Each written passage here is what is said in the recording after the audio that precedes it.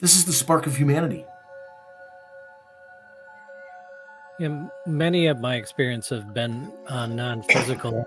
When I was 4, in fact, was my first memory of a non-physical event where they came in. They pulled me out of body. I didn't really leave my home. They just wanted to see how I operated in that environment. And it was clear that I was successful by whatever means they measure that. And yeah, I think, if they don't have to take somebody physically, if they just want that sort of connection, yeah, why go through all the hassle of the logistics of trying to make something physical happen? This is the spark of expansion. And I really want to point this out for this man who had the experience. Sometimes they don't need the body. Sometimes they just want to connect with you or give you information or possibly healing. This is the voice of experiencers. Brings up where's the free will? Where's the autonomy? If I'm programming you, if I'm giving you downloads, if I'm trying to suggest a mission to you, I mean, me, Michael, I have no problem with that. But I can see where people would say, where's the autonomy there? Just who are extraterrestrials? Is it time to release our patterns and trust in universal evolution? Yeah, that sometimes we think we're dreaming when that happens, but we're not. It's actually a real thing going on. But I have to ask, where did you get that picture? Well, I want to tell you, when I saw it, I could not look at it because I was getting these I still have it, these powerful, I don't know why, my whole body went through this, I'm still trying to get out of it. Wow. Change, so I don't know what to say. Let's find out with the Voices of Contact. But you will help prepare a place for them when the energies can support their presence on the earth. Do these children belong to you? They do not belong to you. They are connected. How are they connected? Genetically. As a father. Do they have your blood? Bloodline? Part of it. Hi, everyone. Welcome to Voices of Contact. I'm Mary. I am a channeler and psychic medium and a hypnosis regressionist for ET experiencers. I work for MUFON doing regression work, and I also work with PTSD experiencers, paranormal experiencers, and victims of crimes to assist them with recall. I'm super excited about getting together with my favorite friends once again. First, we have Deb and RJ DeRoos, and they are authors, paranormal UFO researchers, they're experiencers themselves, and the founders of the Michigan UFO Con. They're also owners and managers of Mystical Awakenings over in Houghton Lake, that metaphysical store, as well as the radio show. Next, we have Bill Konkoleski, and he has been the state director for the Michigan chapter of MUFON since 2004. Besides, he also has written 2 books on his personal contact experiences, and he's contributed to numerous other UFO-related books and television productions. So last but not least, we have Michael Carter, and he has been a longtime UFO contactee. He is the author of Alien Scriptures, Extraterrestrials in the Holy Bible, and he is also a regular consultant on the History Channel's Ancient Aliens. So hi, everyone. Great to have you here. Hello. Hey, Hey, everybody. And so we're making this I've a worked habit. with A good habit. So this week's show is, I found, I'm not going to lie, usually I only take the 4 clips, but there was 5 because there was just too much to actually pick from. So it's one of those things, you can't just pick one, right? Right. And this is about a gentleman who laying in his bedroom, minding his own business, going to bed, and all of a sudden he starts to sense energy and energy coming into the room. So he does sense beings that come into the room, but then he also sees a being in the corner that's more like transparent. He describes them almost like ghost-like. And then at that point, he goes through the recall of being taken to the ship. And then through each of these clips, we go through the process of what he experienced and the beings he had that experience with through the ship. I find it fascinating because he often describes through the regression, this is not the first time he's been here on this craft. So definitely a frequent flyer. But I'm very blessed that he gave me permission to allow me to use this regression. So you guys ready? Ready for the first one? We are. I'm We super are. excited because I just love this stuff. Okay, so I'll quit talking. Give me 1 second here. There's another being in the room in the corner that's kind of like a taller, standing upright. It's almost transparent. I can't really. It's almost like a ghost. It's transparent, but I can sort of see it. It can't make anything out real distinctly. Do you recognize the being? Do you know them? I can't. I don't know them. Well, the energy I felt before. So it's the same type of energy. Yeah. I almost feel like it's supervising this experience. Okay, so moving forward, what happens next? So it's a little strange because I know from my memory what happened next. That I went up through the ceiling. So Did you move up through the ceiling physically or astrally? my sense is astrally.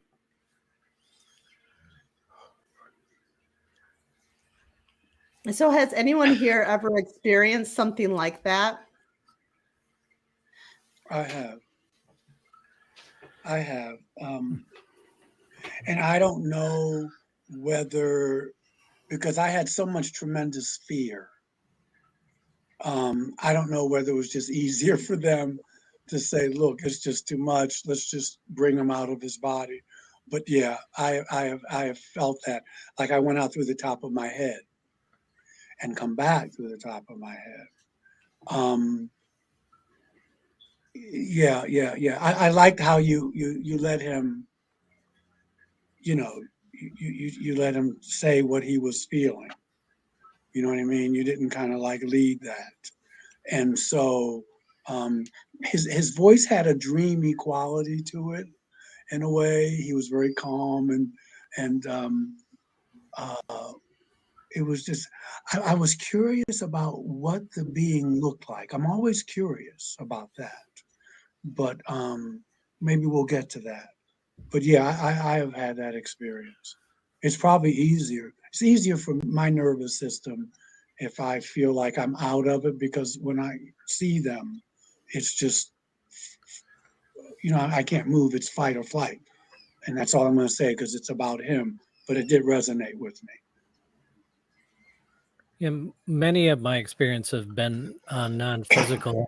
When I was 4, in fact, was my first memory of a non-physical event where they came in. They pulled me out of body. I didn't really leave my home. They just wanted to see how I operated in that environment.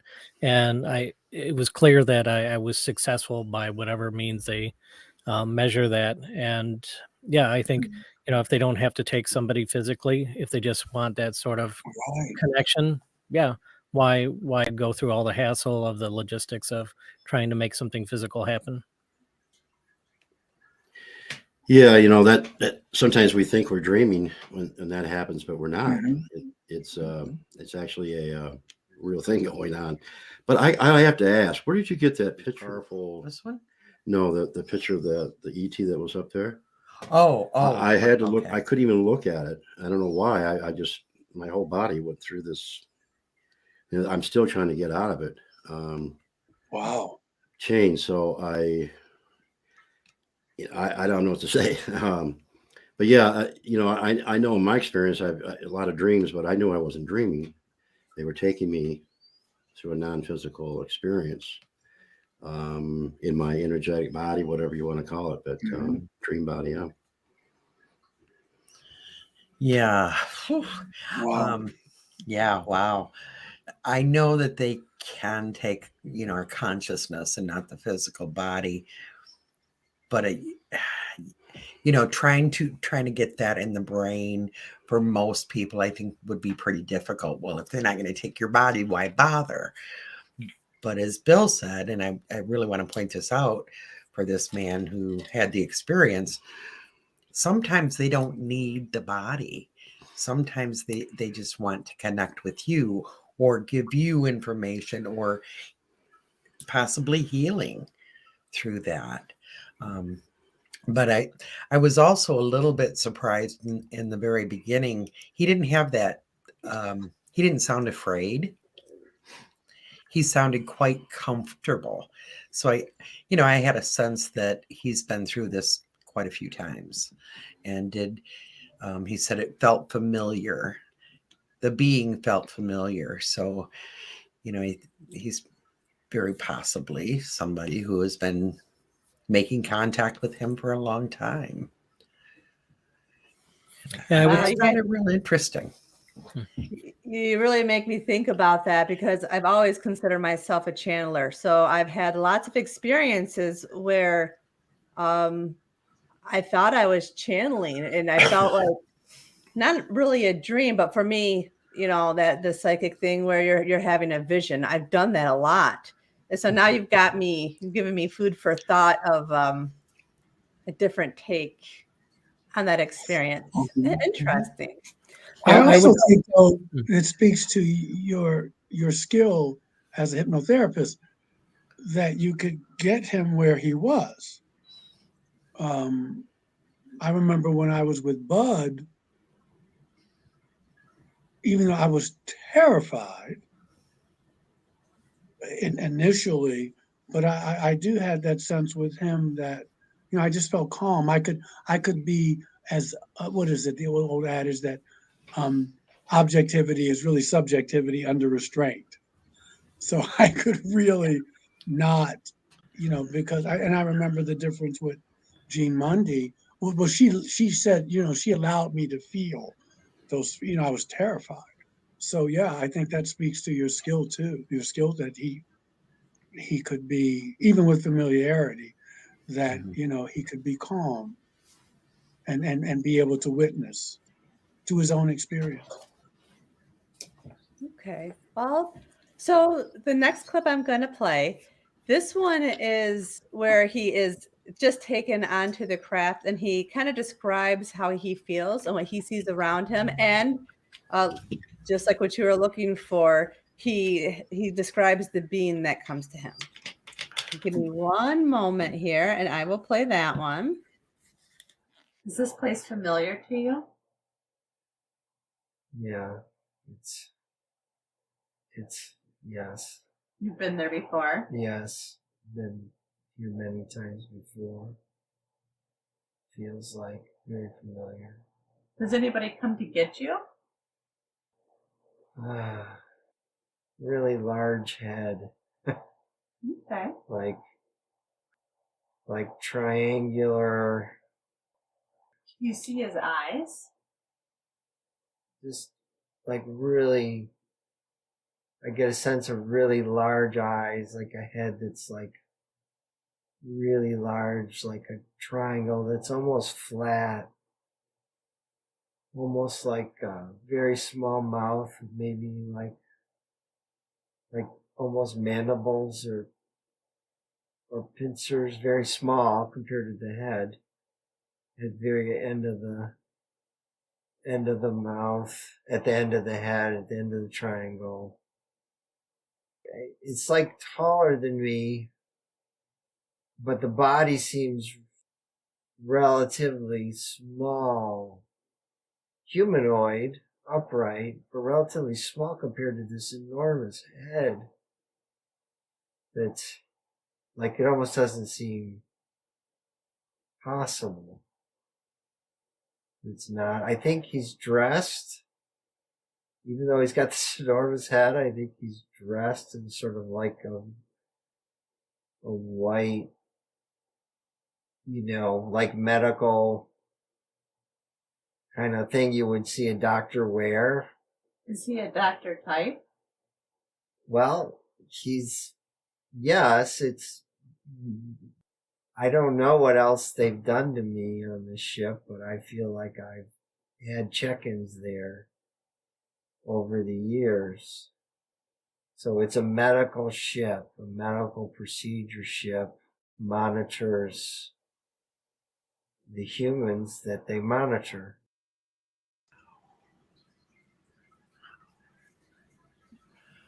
Wow. Yeah. That's wild that, he's seeing so clearly. And, I'm trying to visualize this being. I don't know if you guys can. I'm having a rough time with it. I've had experiences with mantis type beings before, and it sounds like he's talking about that. And my first Okay. experience was I was actually a teenager, and this was before I'd read Communion, and I referred to this being as a mantis. And interestingly, Strieber did as well. And it turns out just about anybody that talks about this thing has that same sort of iconic thing, calling it a mantis. And it's a strange shared archetype, a being that you see, because I often thought that if people were making up this sort of phenomena, that people would be seeing ET the extraterrestrial, aliens from the movie Alien, predators, all sorts of weird things, Chewbacca, Right. whatever. But you see the same types again and again from very unexpected sources, people Mhm. who are unfamiliar with the phenomena, people that don't network within a community. Mhm. And it's interesting that this very specific insect shape is very prevalent. Much like the grays, this tall mantis being is right in there. Mhm. Okay. Yeah, that makes sense to me now because I've encountered the mantis being, but for some reason I just couldn't. I was trying to see the gray head or the white head that he had seen the first time. So this was different, and obviously some sort of a hospital. Yeah, when he said mandibles, is what triggered the mantis image for me. Okay. Mm-hmm. Okay. Yeah. Okay, that makes sense now. Yeah, on all accounts, they're very powerful beings supposedly, and they are all about healing. And I know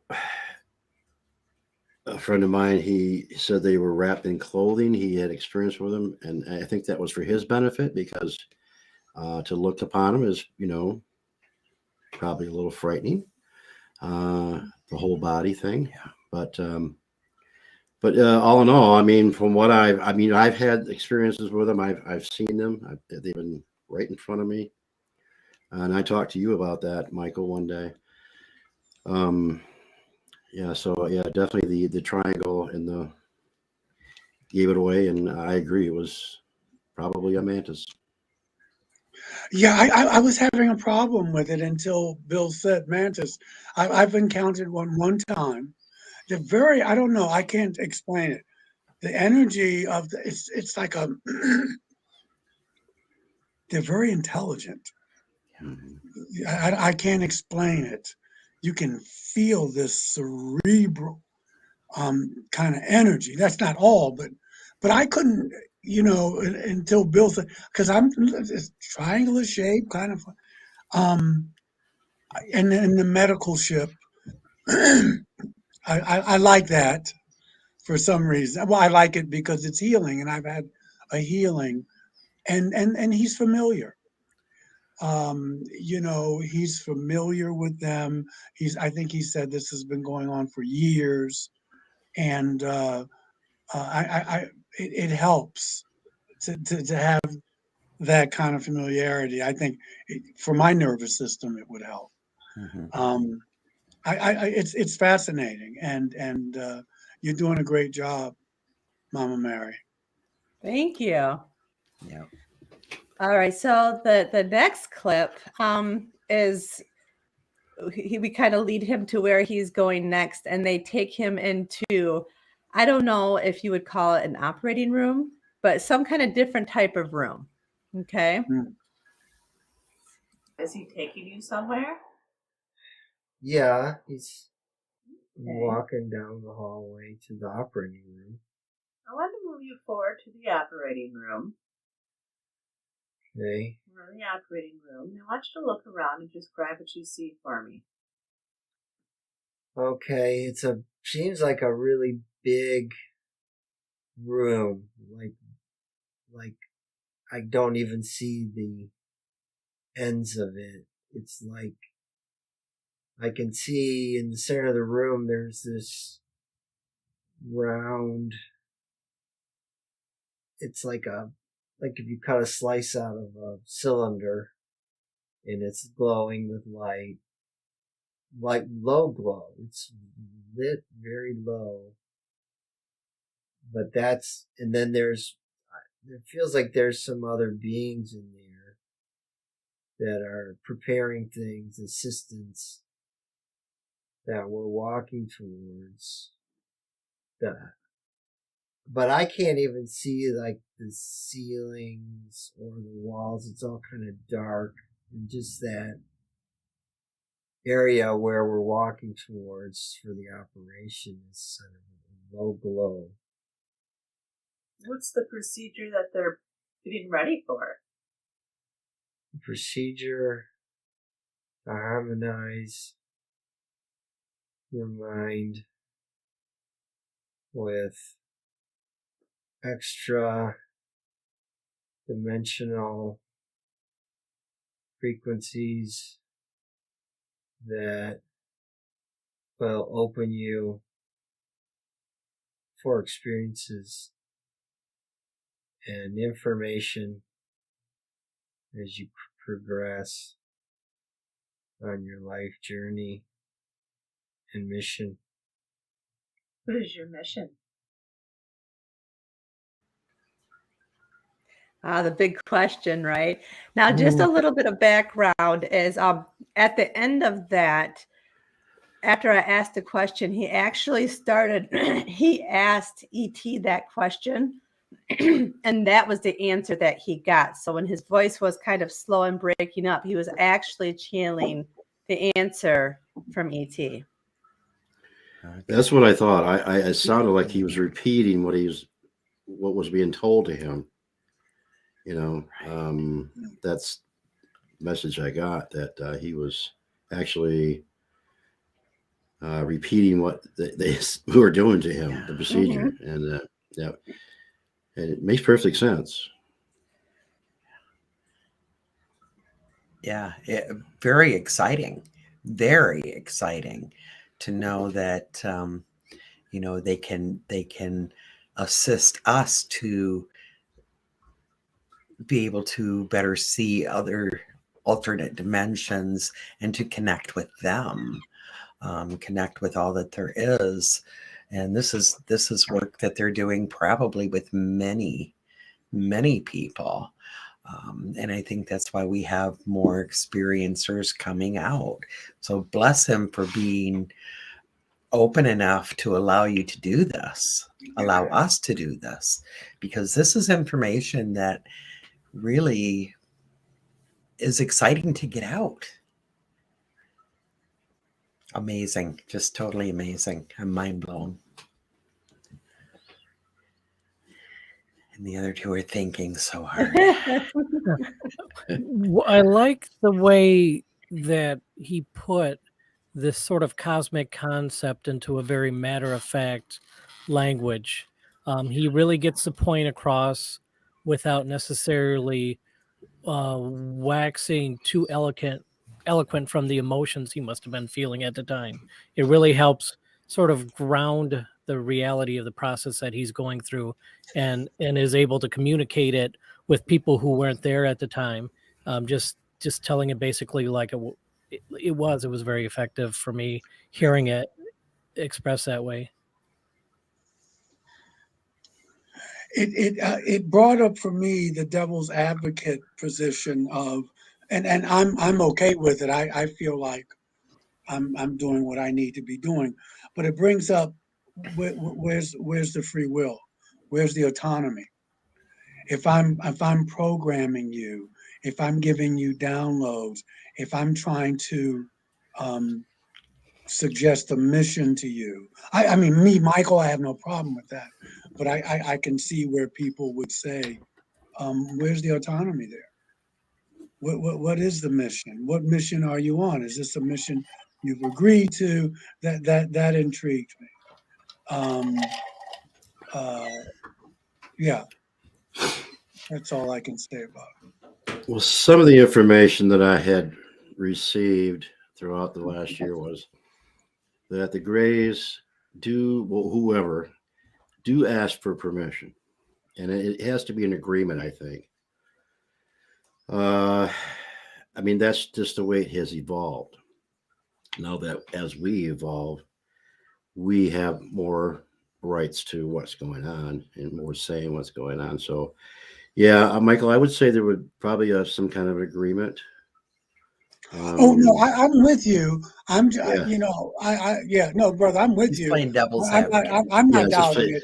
I'm yeah. just saying that, you know, other people who either may not have the experience or have had the Right. experience, it's a Right. question, you know, well, Yeah. you know, because it sounds like you're programming me, you Oh, yeah. know, Yeah. and so that always would come up.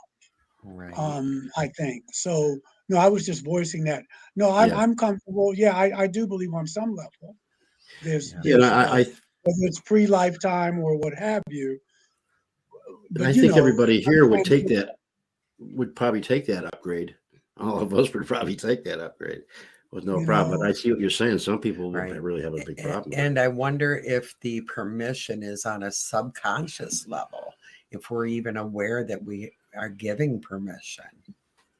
Because I know that's one thing that I personally have dealt with is they didn't have my permission. And I'm just one of those people. They didn't have my permission for this. Even though I knew the downloads, what they were doing, the healing, everything, you know, it wasn't a bad experience. It ended up to benefit me and many others. But I was, you know, angry that I didn't give permission. So yeah, I'm thinking that I know when I used to go the once or twice a year that I would go to Bud's group, and the group I was in, people thought it was mostly a positive experience. The group that Bud had at the time was that people were having traumatic experiences. And so for them to hear that, um, you know, that I'm violated, man. I don't have a clue. And you know, so I'm just trying to kind of let that in. I'm not trying to convince anybody, but I'm right. just saying that there is that. Where's the autonomy piece? Um, and it may be interesting one day if we talk to someone or listen to someone who doesn't have the same philosophy that we have, Right. that this is all, you know, that it's all going towards the good, the positive, the beautiful, the true. Maybe that will come up in other shows. Mm-hmm. But that is, I mean, because I didn't know how to answer that 20 years ago. Not that I had Right. to, but I can say, you know what, despite the trauma, despite that at 65, it's still hard for me to turn the light out at night when I'm by myself. My Hmm. wife was away this weekend. You know, I was having a little problem. You know, what do you say to that? And I don't know if you can say anything except to just affirm it. Because let's face it, folks, there are people who this was not pleasant, Yes. you know, I and that agree. is just as real as us who've kind of worked through it or, you know, still have our things. That's all. But Yeah. but Yeah. I'm loving it. I'm loving it. Yeah, that's a good point, Mike. But I want to make a point too, and I we're probably going too long here, but I want to make the point that Mary has learned that some people think that they had a really bad experience, and once they are regressed and see what really did happen, they realize, okay, this No. wasn't You're the right. experience I thought that it was. Right. But I was just saying, when I was in Bud's group visiting, Mhm. Right. because we were in 2 different camps, Bud had regressed these folk, and it Okay. was not pleasant. And I think Okay. we need to make room for that. We need to make room that there's a different philosophy, there's a different experience, and that's just as Right. real. Yep. Yeah. Yep. Absolutely. I agree. All right. So this next one, they take him into a different room, because if you remember in the last clip, I said, well, what is your mission? Because that's what they were talking about, Yeah, is they're that was the programming him cliffhanger. for his, for his mission. So let's take a look and see what his mission is.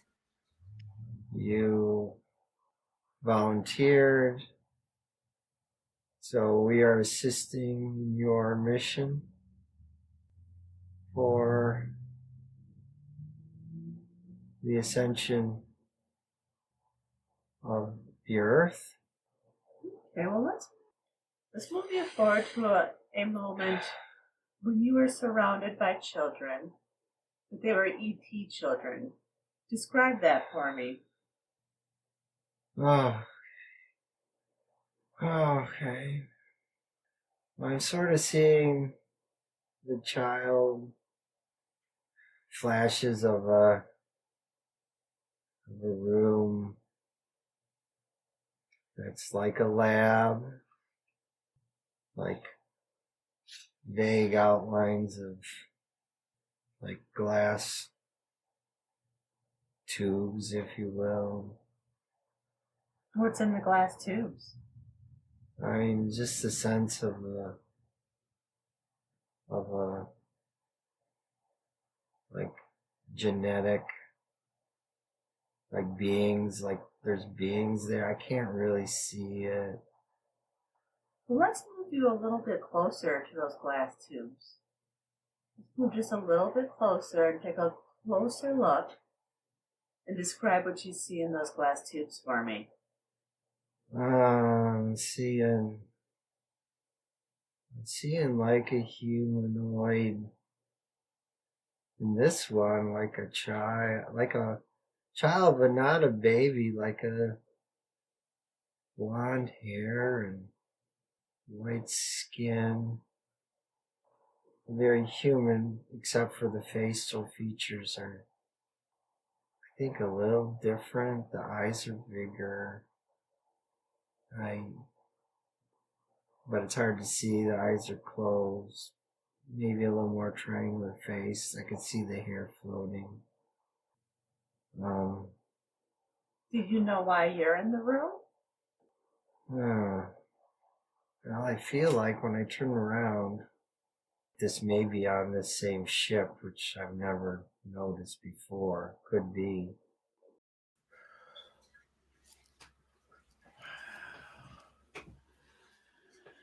There's a lot there. Who wants to take this one?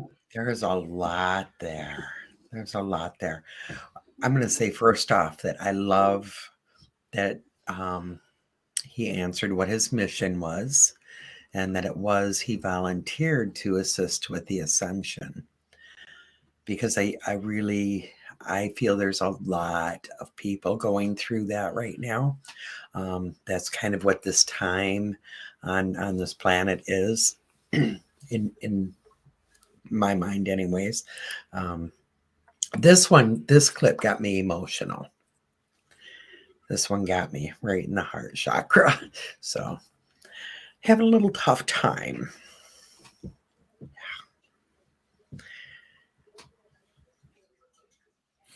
Child. Who else can talk for a minute? Well, I mean, and Bill, Michael, Mary, we've all heard this, right, for a long time, that there's a hybrid thing going on. I mean, to the point where, so many people have talked about it, experiencers talked about it. The information's coming out about it. So there's got to be something going on there.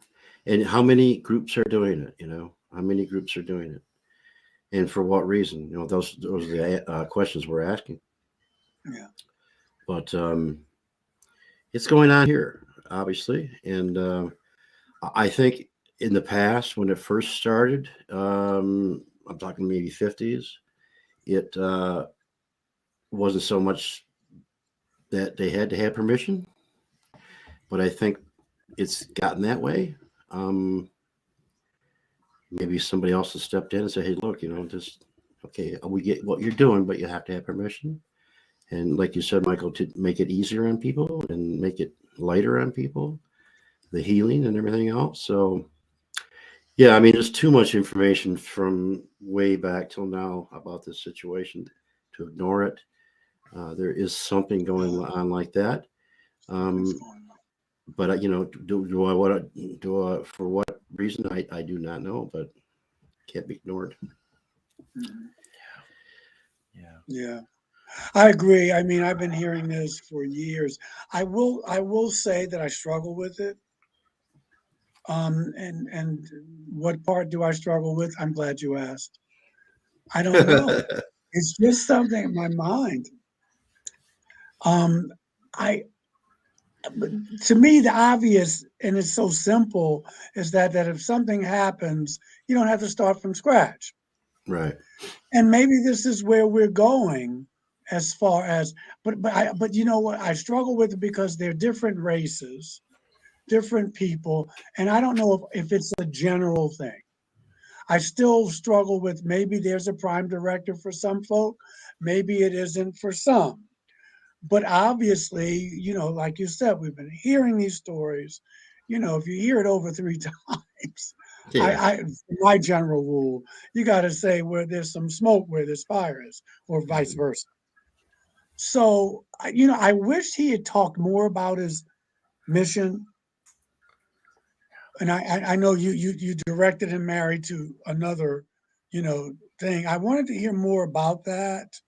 Um, but I don't have much more to add to it than that. Just that to listen and to process it. What I thought was interesting is oftentimes when I hear these hybrid stories, it's from a woman. It's much rarer to hear a guy talking about having this sort of similar experience. And many times when you hear about a woman's experience, they're the beings want the woman to sort of have a display a connection with Yes. the children, if best way to call it. And so I'm interested, like, do they want the same from this individual? Is that what they were hoping? Why did they show him this room? That's a good point, Bill. Right. And I think that Yeah. like Michael's point is maybe a lot of that trauma is even though people might have volunteered, they don't remember that. And Right. so they have these experiences where it feels traumatic because they feel like they didn't have a choice. Yeah. But I want to say this though. I want to be clear, and this is where I differ with people like Brother Greer. It's not that I differ because I'm being obstinate. I'm just saying that even in the best case scenario, see, there's this narrative that if we hear something negative, we need to be able to answer that. We need to be able to counter that. We need to be able to explain that away. And I feel and I think that just like they're benevolent and malevolent human beings, whether I admitted, whether I remembered it or not, there may be that I had a negative experience. There may be a group of folk who, they may not be inherently, it just wasn't pleasant for me. And I think that we need to be able to let that in, just the possibility of that, because what's inherent? Well, you don't remember it. You signed it. It's not. You signed the contract. It's not as bad as you think. No, sometimes it is. Yeah. Sometimes you get got. Okay, Yeah. just Right. like you do on the planet. And maybe there were some. It's always the perception. We don't have to explain it away. But it was really good. You just don't remember you signed it. No, I didn't sign up for it. I don't need my sperm taken. I don't need my ovum taken. And let's move on. You know what I'm saying? Yeah, And yeah, so obviously that's not the case with him. But I'm just saying we need to be. It just seems more real. Because otherwise, like Brother Greer says, it's all everybody, and you can still do that and not mean someone harm. But I just don't want to explain it away because yeah, I think it does a disservice to brothers and sisters who yeah, didn't have a good experience. What we're saying is, Right. oh, you're just not getting it. yeah, You'll yeah. get it. And again, this doesn't have anything to do with him, but whether you sign a contract or not, there's some people, I didn't sign up for this. And we need to be, again, we just need to let it in. Not coloring his experience, but we need to be able to let that in. And All right. So I think this going next, forward, I'm sorry. I think going forward, we should let our listeners know that we feel that way. That it's all not like your words, Michael. Kumbaya. Yeah. right. Yeah, we all Yeah. agree on That that. a woman. Yeah. Okay. So Very good this point. next one actually talks about what his mission is. He gets more into detail about Yeah, I what love he that. I volunteered love for. that. I love that stuff. Volunteered to participate in this experiment through your bloodline for the hybrid children. They will work with you in the future as part of your mission to upgrade the planet, the Earth. They will work from their ships and in space initially, but you will help prepare a place for them where the energies can support their presence on the Earth. Do these children belong to you? They do not belong to me. They are connected How are they to connected? me genetically as a father, So they have your blood, your bloodline. part of it.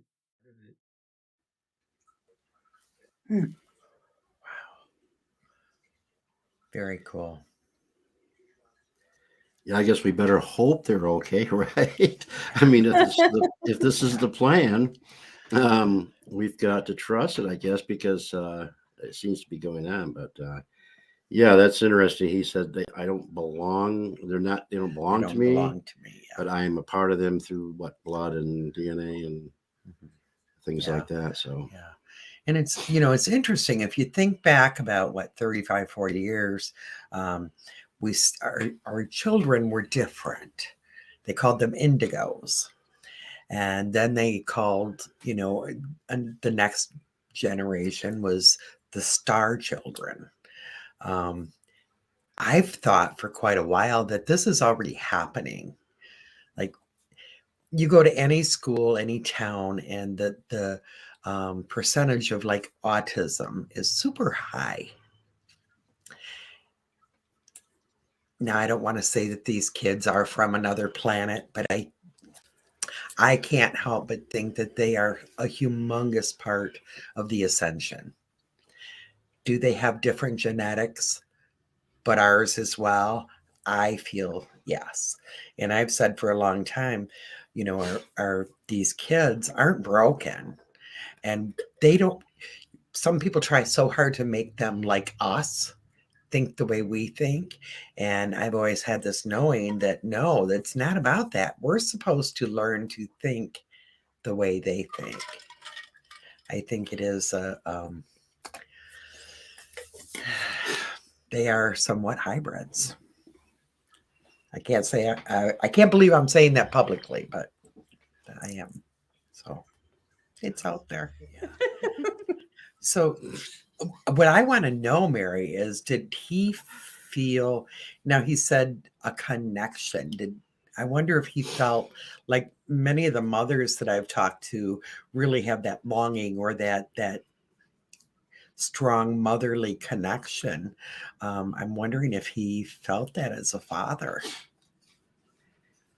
Part of it that I took out, and he really didn't go into feeling that connection, because just like what I asked, do they belong to you? And he said, not really. So to me, he felt a little bit separated, but he did talk about when the time was right and when the energy was right, he was going to create a space for them when it was time for them to come to Earth.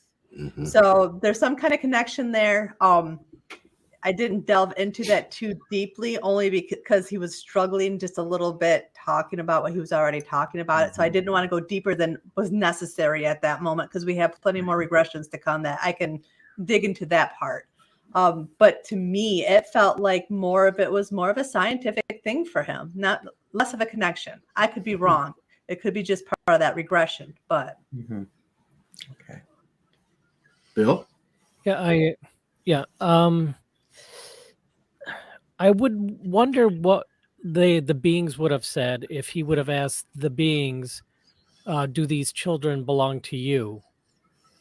It possibly would have informed their perception of them. What answer would they have given at that point? Like, or an open-ended question, who do these children belong to? So to ask a question, do they belong to me?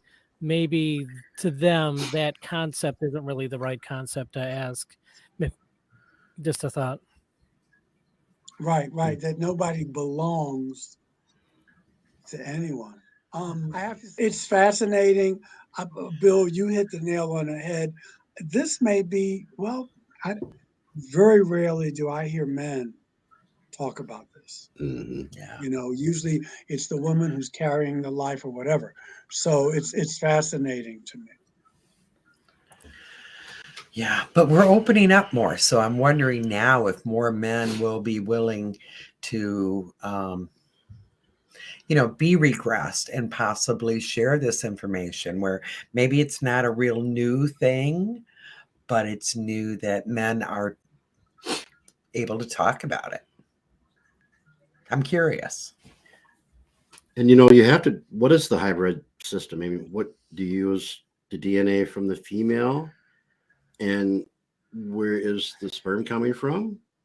From what species? What race? Or using our male into another race? I mean, how is it done, and what does it create? I don't know.